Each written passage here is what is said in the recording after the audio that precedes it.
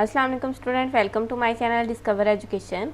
आज हम डिस्कस करेंगे STA 304 का लेक्चर नंबर 6। लेक्चर की तरफ जाने से पहले आपसे रिक्वेस्ट है कि चैनल को सब्सक्राइब करें और बेल आइकन पर प्रेस करें ताकि हर आने वाली वीडियो आप तक पहुंच सके। चलते हैं अपने टॉपिक्स की तरफ। इसमें हम टाइम सीरीज़ और डाटा एनालिसिस के बारे में स्टडी करेंगे। सबसे पहला हमारे पास टॉपिक है स्ट्रक्चर्स ऑफ डाटा। ठीक है, स्ट्रक्चर्स ऑफ डाटा बेसिकली हमारे पास होता है कि डाटा को ऑर्गेनाइज कैसे करना है, इनकी प्रोसेसिंग कैसे करनी है या डाटा को स्टोर कैसे करना है। ठीक है, हम देखते हैं next cross sectional data, time series data, panel data. इन तीनों को हम जो है सेपरेट स्टडी करेंगे, तब आपको अच्छे से समझ आ जाएगी कि बेसिकली चीज़ क्या है। पिछले लेक्चर्स में वैसे हम लोगों ने जो है क्वेश्चन सॉल्व किए थे, उनमें आपको प्रैक्टिस करने की बहुत ज़्यादा ज़रूरत है। इस लेक्चर में जस्ट हम थ्योरेटिकली स्टडी करेंगे। फर्स्ट हमारे पास टॉपिक है क्रॉस सेक्शनल डाटा। ये देख लेते हैं, these are data from units observed at the same time और in the same time period. ये डाटा जो है वो एक ही टाइम में जो है ऑब्जर्व किया जाता है। ठीक है, होल पॉपुलेशन में ये एक ही टाइम में डाटा ऑब्जर्व करते हैं। द डाटा में be single observation from a sample survey और from all units in population. आपने याद रखना है कि क्रॉस सेक्शनल डाटा की ऑब्जर्वेशन सिंगल होती है। ये मोस्ट इंपॉर्टेंट है क्विज़ के लिए।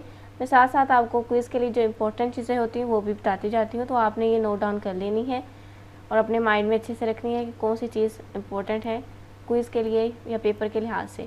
टाइम सीरीज़ डाटा देख लेते हैं। ये डाटा हमारे पास जो है इसे बहुत बार जो है ऑब्जर्व किया जा सकता है। ठीक है, they are the data from a unit और group of units observe in a civil successive periods. ठीक है, इन्हें जो है वो ग्रुप्स जो होते हैं वो बार बार ऑब्जर्व करते हैं इस डाटा को। नेक्स्ट हमारे पास पैनल डाटा है। पैनल डाटा ये मोस्ट इंपॉर्टेंट है क्विज़ के हवाले से भी, और यहाँ से शॉर्ट क्वेश्चन भी आ सकता है। पैनल डाटा को हम लॉन्गिट्यूडनल डाटा कहते हैं या cross sectional time series data भी कहते हैं।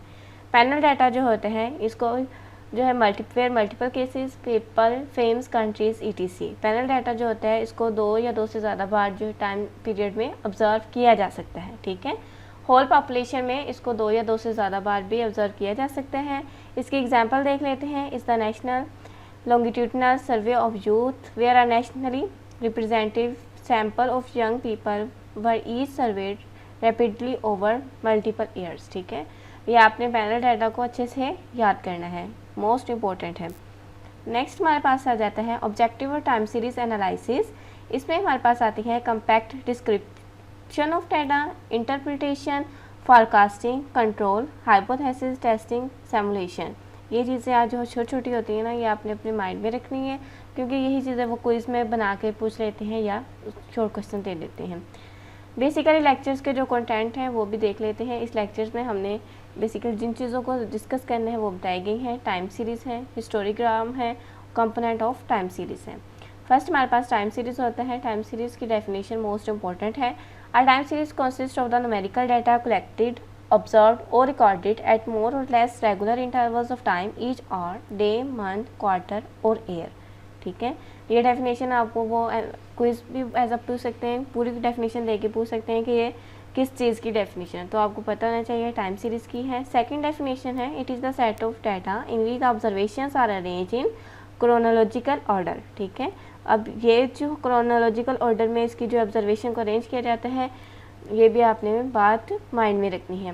नेक्स्ट इसकी एग्जांपल देखते हैं। Hourly temperature recorded at a area, तो ये टाइम सीरीज में आता है। Weekly prices of wheat in Lahore, monthly consumptions of electricity in a certain town, monthly total of passengers carried by rail, quarterly sales of a certain fertilizer, annual rainfall at Karachi for a number of years, enrollment of students in a college over a number of years। ठीक है, इसमें जो समझाने वाली चीज़ें वो मैं आपको बताई जा रही हूँ, बाकी इनको जो है स्टडी आपने अच्छे से करना है। ग्राफ ऑफ टाइम सीरीज़ का देख लेते हैं। A curve showing changes in the value of one or more items from one period to next is known as the graph of time series. This curve is called the histogram। ठीक है, अब आपने जो है ये MCQ ज़्यादा पूछ सकते हैं डेफिनेशन बना के, वहाँ पे क्विज़ में ऑप्शन दिए जाते हैं, हिस्टोग्राम भी दिया जाता है और हिस्टोरीग्राम। तो इसमें आपने डिफरेंस को याद रखना है। हिस्टोरीग्राम और हिस्टोग्राम में काफ़ी जो है वो डिफरेंस होता है, तो ये हिस्टोरीग्राम वर्ड है। Histogram displays the variations in time series dealing with prices, production, import, population, etc. To construct a histogram, time is taken along x-axis and the value of the variable along y-axis. ठीक है, time आपने हमेशा histogram को draw करते हुए x axis में रखना है, लेकिन जो वेरिएबल्स होंगे या वैल्यूज़ हमारे पास होंगे उनको हम वाई एक्सिस में रखेंगे. Points are plotted and then connected the point by the straight line. ठीक है, ये हमारे पास हिस्टोग्राम का ग्राफ दिया गया है. नेक्स्ट हमारे पास है component of the time series. Time series के कंपोनेंट्स को देख लेते हैं. इसमें फर्स्ट हमारे पास है scalar trend, seasonal variation, cyclic variation, random variation. इनको हम सेपरेट स्टडी करेंगे तब आपको ज़्यादा बेस्ट समझ आएगी कि ये हमारे पास क्या होते हैं. फर्स्ट हमारे पास है स्केलर ट्रेंड. स्केलर ट्रेंड जो होता है वो लॉन्ग टर्म मूवमेंट होता है. ठीक है, ये काफ़ी साल तक चलता है. For indicates the general direction of the change of observed values. It refers to a smooth broad movement of a time series in a same direction showing a gradual rise or fall within the data. ठीक है, ये आपने याद रखना है कि ये long term होता है, काफ़ी ईयर्स तक चलता है. The scalar trend generally dominates the variations in the long run and covers a fairly long period, not less than 10 years. ठीक है, ये 10 ईयर्स से कम नहीं होता क्योंकि ये लॉन्ग टर्म होता है ना, इसलिए ये 10 ईयर से ग्रेटर ही होगा. The long term trend in peculiar characteristics of most of the economic variables such as sales prices, industrial production, capital information etc. ठीक है, ये जो हमारे पास इंफॉर्मेशन ये देते हैं स्केलर डाटा जिसकी हमें काफ़ी हेल्प मिल जाती है, तो वो बताएंगे हैं यहाँ पे. It help also helps in business planning. ये बिजनेस प्लानिंग में भी हेल्प करता है. नेक्स्ट हमारे पास ये ग्राफ है स्केलर ट्रेंड का.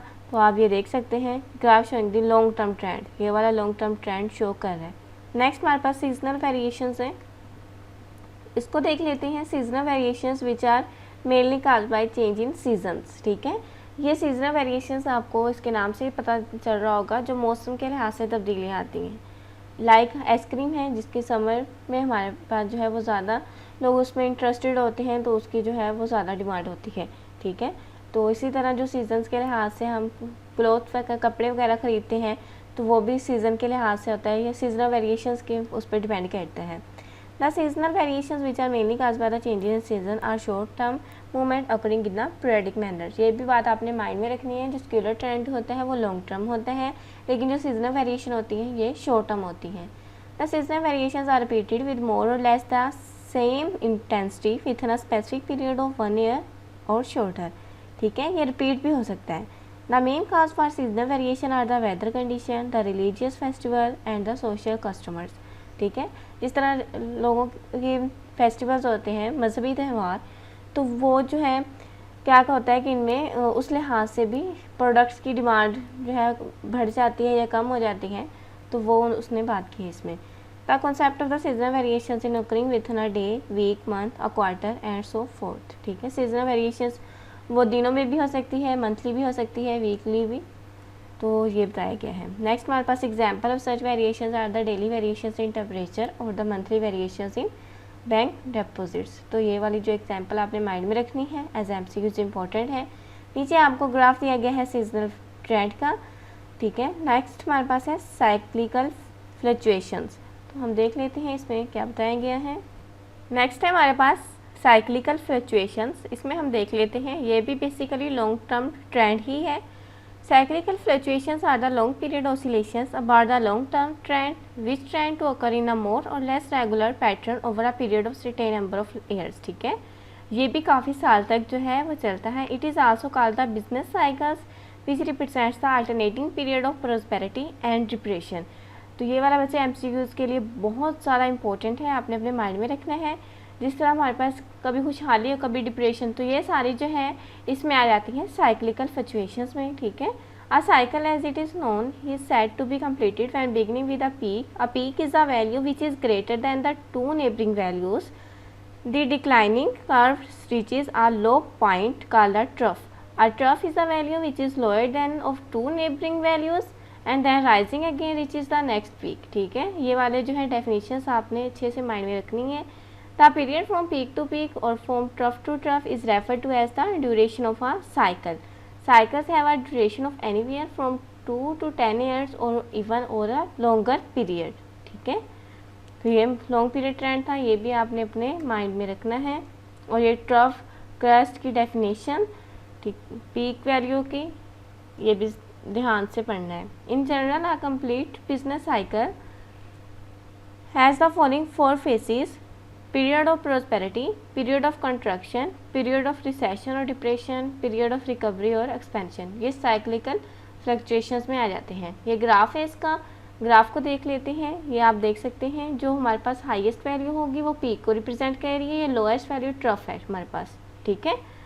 और ये जो हमारे पास है ट्रेंड लाइन है, ट्रेंड लाइन, और ये हमारे पास है एक्सपेंशंस। नेक्स्ट हमारे पास है रैंडम वेरिएशंस। रैंडम वेरिएशंस होती हैं, ये इरेगुलर या अनसिस्टमेटिक होती हैं वेरिएशंस, ठीक है, कि एक के बाद दूसरी दोहराई जाए, या इस तरह हम कह सकते हैं।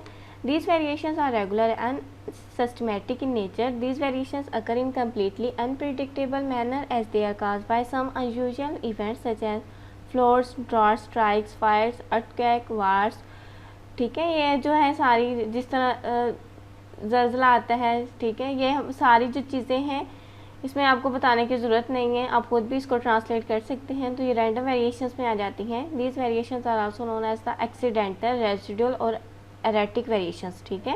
ये हादसाती वेरिएशंस होती हैं। इम्पोर्टेंट है एमसीक्यूज़ के लिए भी ये चीज़ें आपने याद रखनी है। It is difficult to make a study of such non recurring variations through they can be easily identified, ठीक है। नेक्स्ट हमारे पास है, मतलब ये चीज़ जो होती है ना वेरिएशंस, इनको स्टडी करना भी आसान है और इनको आसानी से आइडेंटिफाई भी किया जा सकता है। नेक्स्ट हमारे पास प्रैक्टिस क्वेश्चंस आ जाते हैं। इन प्रैक्टिस क्वेश्चंस में देखते हैं हम क्या है। Associate the following phenomena of business with the components of time series they belong to. हमारे पास जिन्होंने बताया गया है, हमने बताना है कि ये कौन सी टाइम सीरीज को रिप्रेजेंट कर रही हैं, ठीक है। फर्स्ट हमारे पास है the prosperity in a business, ये हमारे पास साइक्लिक वेरिएशंस को रिप्रेजेंट कर रहा है। नेक्स्ट है the production of sugar recorded for 1956 1957 to 1962। तो आप देख सकते हैं यहाँ पे हमारे पास जो है वो एक लॉन्ग टर्म ट्रेंड मिल रहा है, ऐसे ही है ना। 1956 से स्टार्ट होकर 1962 पर ख़त्म हो रहा है। The weekly statement of the sale of pens, अब हमारे पास इसमें वीकली आ गया क्योंकि पेन की सेल जो है वो हमारे पास वीकली यहाँ पे वर्ड यूज़ किया है, तो ये सीजनल वेरिएशंस में आ जाएगा। और नेक्स्ट हमारे पास है फेस्टिवल सेल, तो ये भी हमारे पास सीजनल में आ जाएगा। The fire in a factory, ठीक है, तो ये एक्सीडेंटल है, तो इसलिए हम इसको इरेगुलर कह सकते हैं, रैंडम कह सकते हैं। With which characteristics movement of the time series would you mainly associate each of the following, कि हमें नीचे भी इसी तरह सेम एज दिए के हमने बताना है कि ये किसको शो कर रही है। फर्स्ट हमारे पास है रिसेशन, रिसेशन जो है ये साइक्लिकल है। नेक्स्ट हमारे पास है an increase in employment during summer months, अब हमारे पास समर है तो आप देख सकते हैं यहाँ पे सीजनल वेरिएशंस हैं। The decline in the death rate due to advance in science, तो ये हमारे पास जो है वो लॉन्ग टर्म ट्रेंड आ जाएगा। अ स्टील स्ट्राइक, ये रैंडम हो, ठीक है। A continuously increasing demand for smaller automobiles, तो ये भी हमारे पास जो है ये लॉन्ग टर्म ट्रेंड में आ जाएगा। नेक्स्ट हमारे पास जो है how to draw graphs on Excel, ये हम नेक्स्ट स्टडी करेंगे तब आपको इसकी समझ आ जाएगी। आज का हमारा पास यहाँ पे लेक्चर होते हैं एंड। उम्मीद है आपको समझ आई होगी। दीजिए इजाज़त, अल्लाह हाफिज़।